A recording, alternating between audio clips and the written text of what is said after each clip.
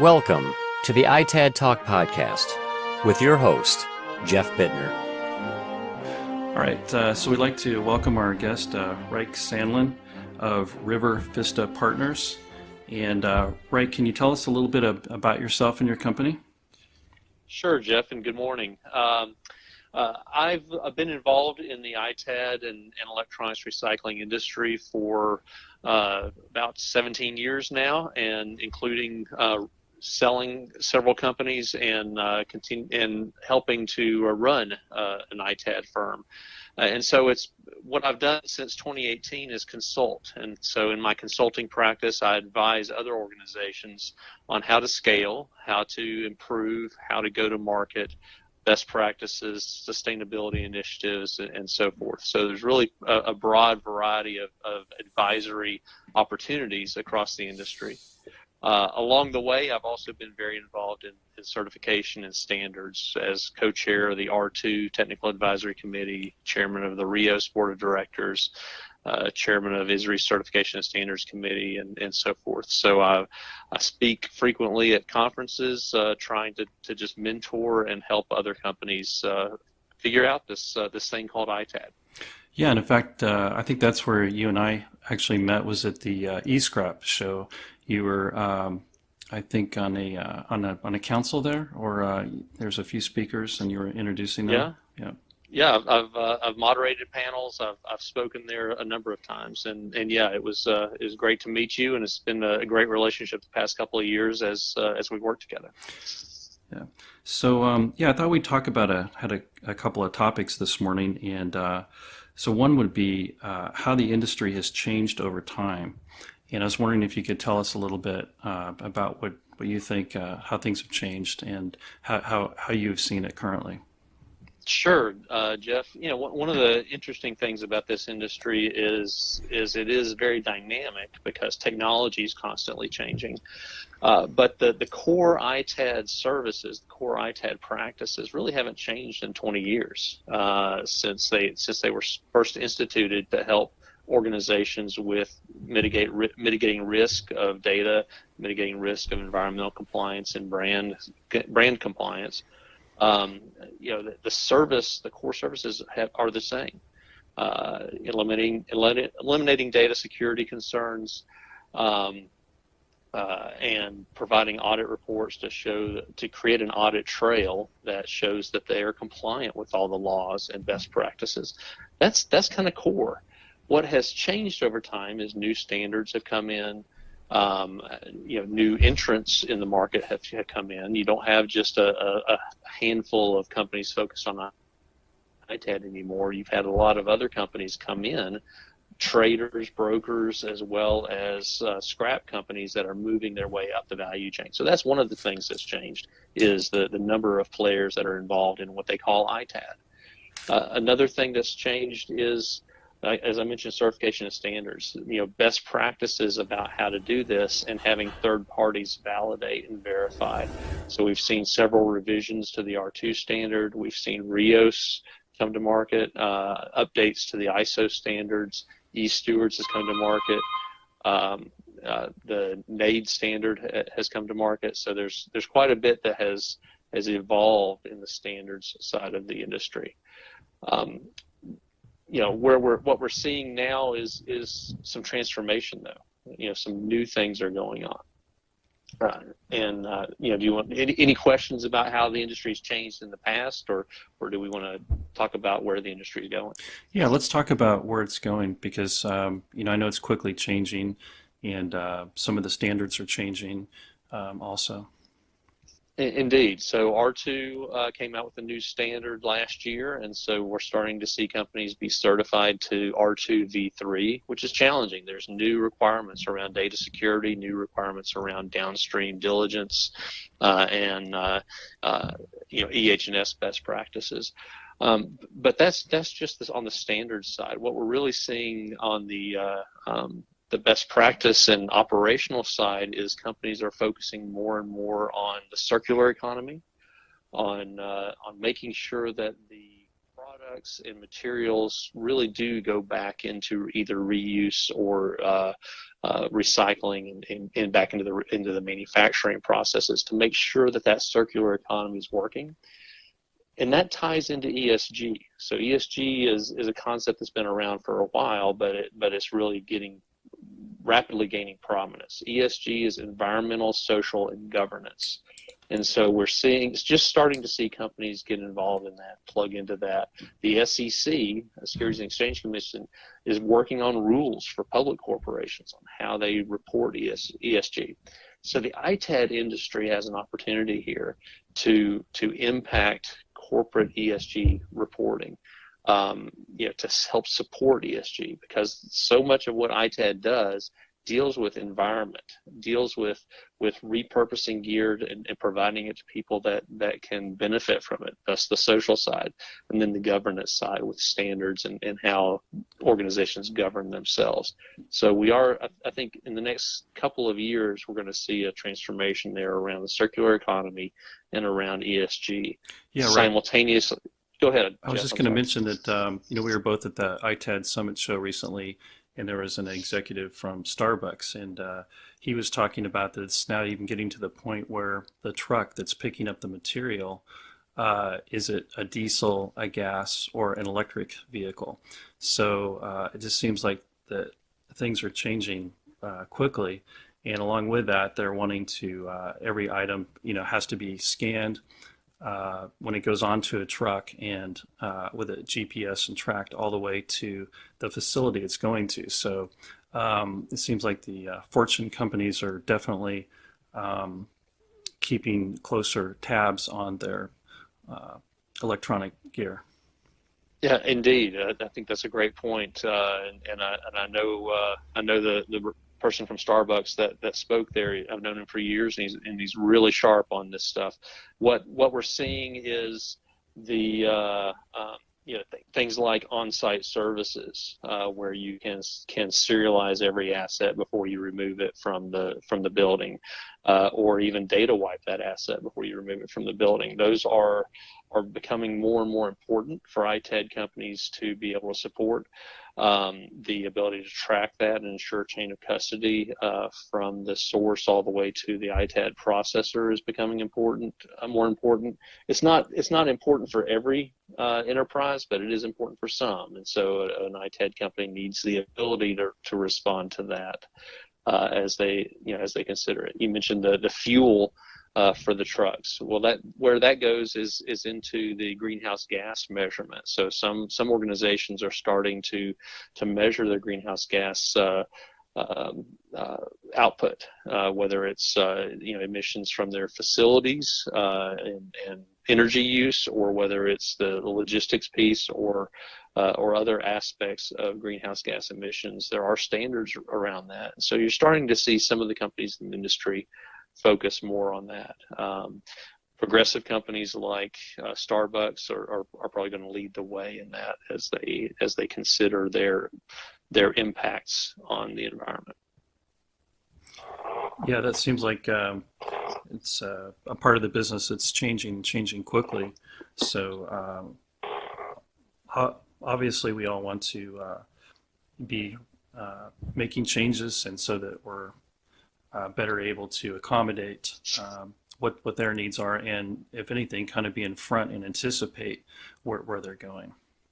Mm-hmm. Indeed. One of the other things, Jeff, that has shifted very recently is the need to support workers that are working from home. Following, as COVID emerged in 2020 and really impacted society, we saw many more people working from home, and so they needed equipment to be able to do that, whether it's working or educating from home. And so the ITAD players had a big part in that. Now that they've been out there for a while, and some of the corporations have said, hey, we're going to shift our whole business to allow a segment of our workforce to stay at home, then ITAD kind of takes on a different flavor. We need to have solutions for those remote workers to be able to reclaim their gear securely, and get it to the ITAD processing facilities. So we're starting to see some shifts around that to enable those kind of services, both from a security standpoint and a logistics standpoint.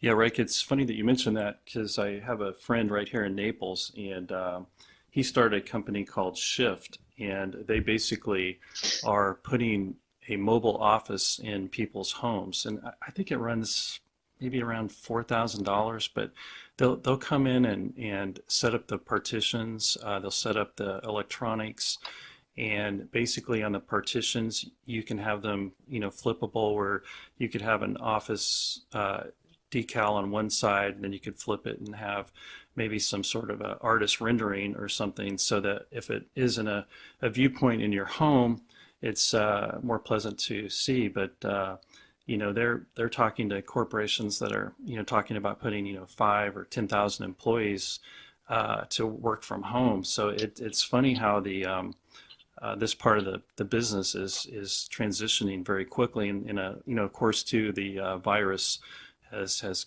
kind of helped speed up that timeline. Indeed, but one thing that continues to be, or kind of those core ITAD services continue to be a need. And so whether it's work from home, whether it's data centers or data center migrations, or whether it's office environments, those core ITAD needs remain. The need to secure the data, the need to transport the equipment, remove it from service, and get it to someone that can properly process it, and the desire through reuse to recover some of that value.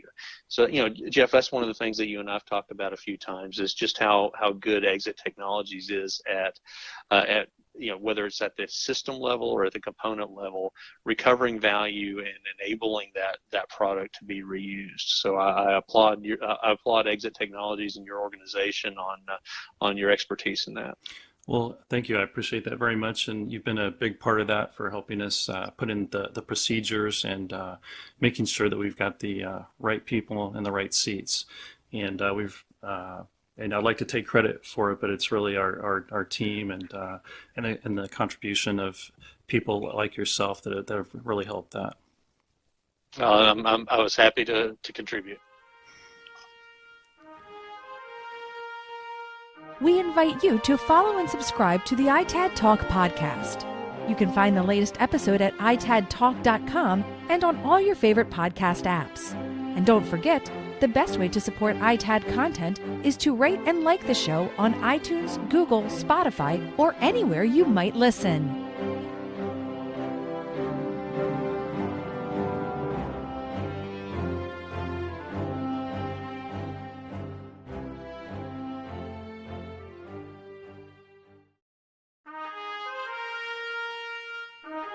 Welcome to ITAD Talk and part 2 in this series.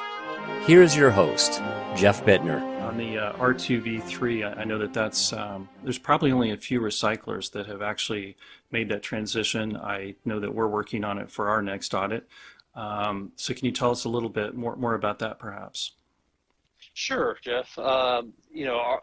This latest version of R2, they worked hard to make it a little more flexible, so it matched various business models, but also more stringent, so that the bad actors could not just get passed on and get their certificate. So it really became much more strict and prescriptive around certain practices to make sure that people are doing the right thing and can back that up. It's funny you mentioned that. I was going to just bring out one of the things from the ITAD Summit. One of the recyclers that was, or the ITAD companies that was speaking there, was talking about they were using a partner in a foreign country, and they really wanted to keep track of the material and that it was going where this partner said it was going, and they were putting trackers on the equipment. And even though they've got a fully documented process and had vetted their partners, the partners were lying and moving the material somewhere that wasn't approved of by this company and their corporate client. So they were able to identify that kind of in midstream, I guess you might say, and actually go and pick up that that material. So it's just kind of interesting how as companies are reaching out to scale different areas, that it is so important to be able to keep track of those IT assets and to protect that corporate client's brand. Indeed, and it's not just protecting the corporate client's brand; it's also protecting the citizens and workers in developing countries that we want to encourage their economies to grow. We want to encourage them to learn and have resources and become better in their own lives. But we also don't want to just dump on them. We want to do it in a way that is an encouragement, not a detriment. And so making sure that this equipment goes where it's supposed to go, and there's accountability for that is really important. So I'm excited to see the movement towards GPS trackers and the ability for companies to police their downstreams a little bit better. Because there's even though you can do extreme due diligence and really try to make sure that there's control over where it goes, ultimately things can slip, things can lose control, and so it's important to stay on top of that on an ongoing basis. So that is one of the things in R2v3 is just better control over that. Jeff, I think there's 950 or so companies or facilities that were certified worldwide to R2 2013. We're just starting to see the first companies be certified to R2v3. So we're not really sure how many will upgrade. Will some fall out and choose not to upgrade because it is more prescriptive, it is more controlling. And some of those probably should not have been certified in the first place.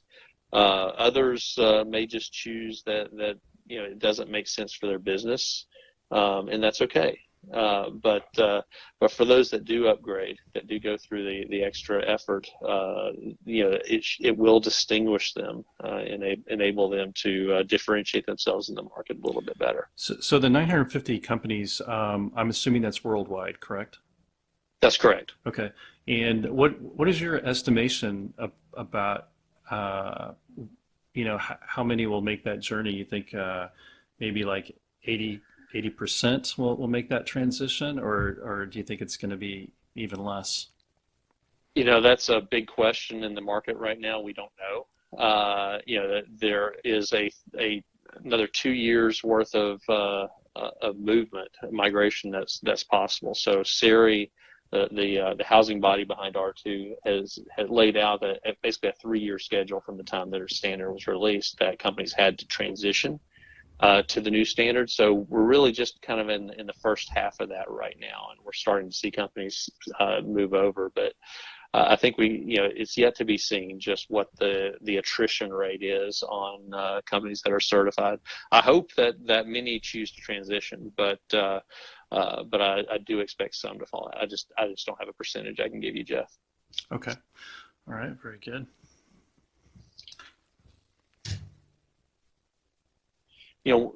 Other market conditions that will affect how we move forward. We're seeing a great deal more privacy legislation out there. So, GDPR was introduced in Europe a few years ago. California implemented a new law similar to GDPR. Virginia implemented a new law, and now we've seen a total of 6 states that have implemented privacy legislation that really puts greater requirements on enterprises and on ITADs to comply with these privacy rules. So that's actually good for ITAD, because ITAD's all about data security and making sure that data is properly eliminated and sanitized. And so I think that these new laws, as people become familiar with them, and even more states adopt them, then we will see more interest in ITAD services. So I think that's a good thing, but it is a cautionary note that everybody needs to be aware of those. Well, too, I was going to mention, it seems like that, since we're tracking everything, and because we deal with data centers, mostly that's kind of our core focus. But in tracking all the drives and the serial numbers, the audit trail and the wipe certificates, that it's not only important to the corporate client and their customers, but it's also a protection for us and our company, because if a client says, well, you picked up X, Y, and Z, and you've got a full audit trail, and that item is not in there, that's a protection for the ITAD company as well. That's a great point, Jeff, and that gets to best practices, the ability of an ITAD company to back up what they say. Just to say that, hey, there's a report, or to say, hey, we didn't receive something. If you don't have good controls in place and good reporting and be transparent about it, it is a liability for the ITAD company. And so those companies that like Exit that have really put in those best practices, I think are protecting themselves as well as their clients. So do you have any viewpoint on the data center market, like as far as more corporations are moving to the cloud and things like that? I mean, kind of what are you kind of seeing as far as the future, as far as the data center market? Oh, that's a great question. The data center market has been transitioning for several years now from private data centers into the cloud, into especially the really large data center organizations like AWS and Microsoft and Google. But we are still seeing private data centers out there. Companies want want control over their equipment and over their systems and security, and so that some companies will retain private data centers or co-located data centers. So I think that's going to continue. It may be industry by industry, more in the verticals, where you see certain organizations that focus on hyperscale, and to make sure that they have really optimized computing practices to be able to support their business. The other side of the data centers is how you connect to it. And so you see edge computing, you see IoT, you see there's a lot of things that are growing out of the data center migrations that are going to continue to grow. So IoT is just really still in its infancy. The number of devices and routers and other ways to connect to the cloud are just going to continue to grow. So, this migration is going to continue, but we're also seeing new technologies and new ways of connecting develop. So ITAD's around to stay, but ITAD has demonstrated over time their ability to be flexible and adapt to changes in technology. So that's exciting. Yeah, I was going to mention one of the things that we had noticed as well is that we're getting more and more calls from corporations that have data centers in the U.S. and internationally. And I mean, we just recently did a takeout for a corporation, one data center in the U.S. and two are in foreign countries. So that seems to be more of a trend too, where they want to be able to have one company that can has the ability to handle their footprint. So it's kind of a nice trend for us. And that is a challenge for multinational corporations, is that there is no one provider that can cover every region of the planet and do it well. And so you do see a lot of ITAD companies partner. And to be able to provide that support, the multinational corporation needs that level of support and best practice.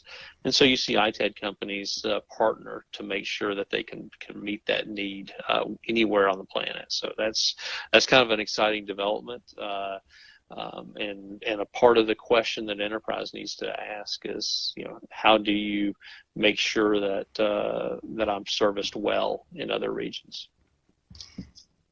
Right. Yeah, that's really an important point.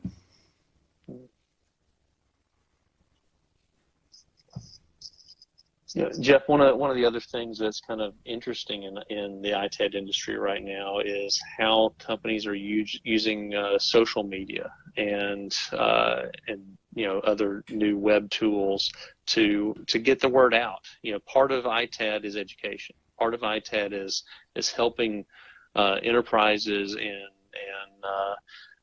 IT employees, IT people, to understand best practices, understand the risks that they have, and understand best practices. And so we are seeing more use of social media to do that. Podcasts like this or other methods with white papers and media. That's something that I think Exit has done a good job with, is making sure that they're serving an educational purpose in helping the market understand best practices. Thank you. I really appreciate that. Yeah, we've really tried hard, and we've got a great team here that helps us with our marketing, and that's one of the things that I had, as part of my role here at Exit. So. Indeed. All right. Well, Jeff, do you have any other questions? No, I think that'll do it. So, do you have any? You got a big schedule coming up for your next few weeks? Doing a lot of traveling? Well, that's a good question. Here we are in September of 2021, and COVID is ramping back up, and so we've already had some conferences occur, and some are being canceled. So I'm not really sure what the next few months hold for us in terms of events. It is exciting for me that ITAD companies are using this time, this transitional period, to implement new practices, to implement new go-to-market strategies. And so one of the things that I love to do is help. Is help companies understand how to go to market in new ways, or how to scale. And so that has not slowed down at all, although the conferences are a little bit hit and miss right now. Great. Well, RikE, I want to thank you again for being our guest on ITAD Talk this morning, and hope you have a great rest of your week, and stay safe. Well, thank you, Jeff. You too, and say hey to everyone at Exit Technologies for me. Okay. Thank you very much. All right. Bye-bye. We invite you to follow and subscribe to the ITAD Talk podcast. You can find the latest episode at itadtalk.com and on all your favorite podcast apps. And don't forget, the best way to support ITAD content is to rate and like the show on iTunes, Google, Spotify, or anywhere you might listen.